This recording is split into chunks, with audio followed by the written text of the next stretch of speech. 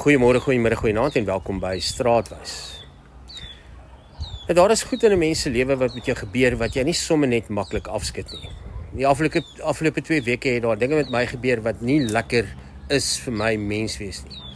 Mense wat praat, mense wat dinge verdraai en mense vertel stories wat jou in 'n slegte lig plaas.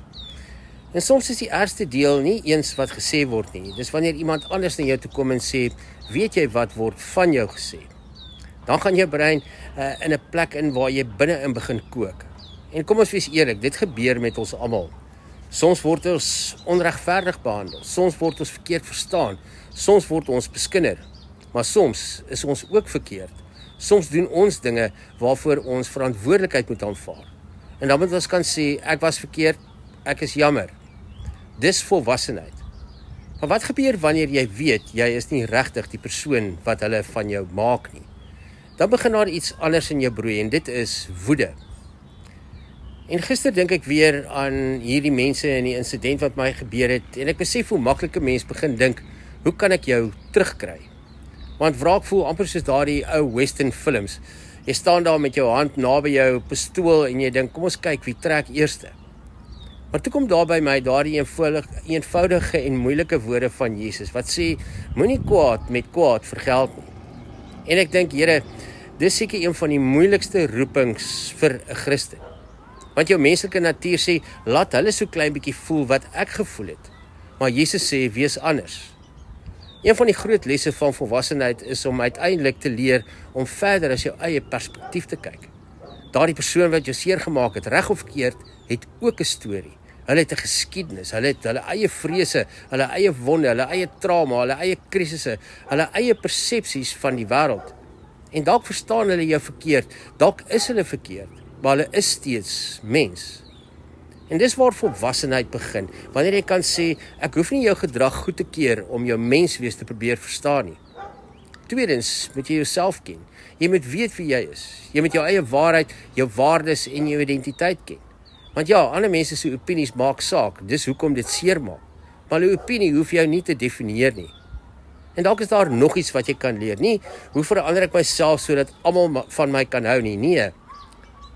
Vra vir jouself, hoekom lees hulle my dalk so verkeerd? Is daar iets in my optrede wat ek nie raak sien nie en wat ek moet verander? Dra ek my intensies oor soos wat ek dink en soos wat ek weet wat die waarheid is?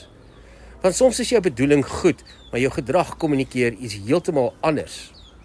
En dis nie altyd 'n rede om jouself te veroordeel nie.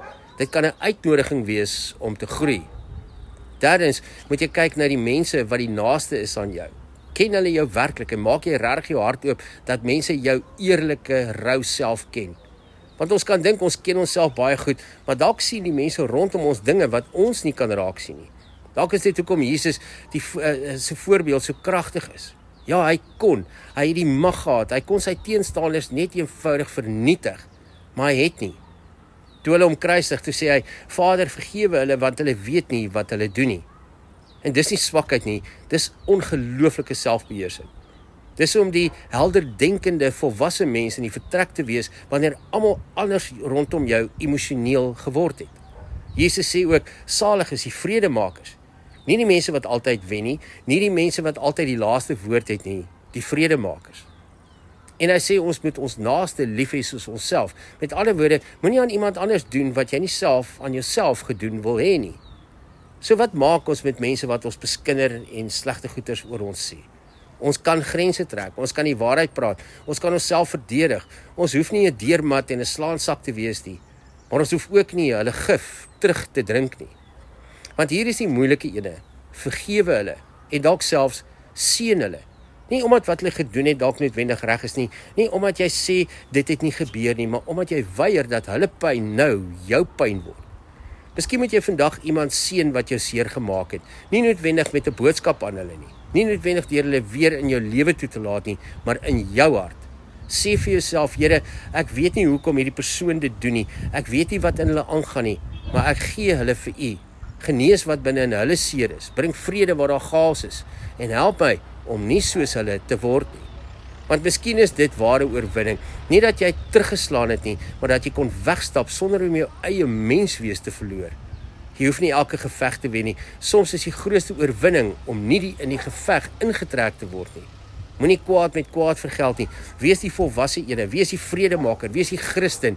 Ken jou waarheid, leer uit jou foute, vra om verskoning waar jy verkeerd is. Verstaan ander se pyn, stel jou grense, vergewe. En as jy kan, seën hulle met hulle pyn. Want jy weet nooit nie, miskien is jy die eerste mens wat hulle wys dat seermaak nie altyd met seermaak beantwoord hoef te word nie. En miskien is dit presies wat Jesus bedoel het toe hy gesê het, wees lief vir julle vyande, nie omdat hulle dit verdien nie, maar omdat jy verdien om vry te kan wees. Ek hoop die dag is lekker het tot ons weer saam stap, mooi loop.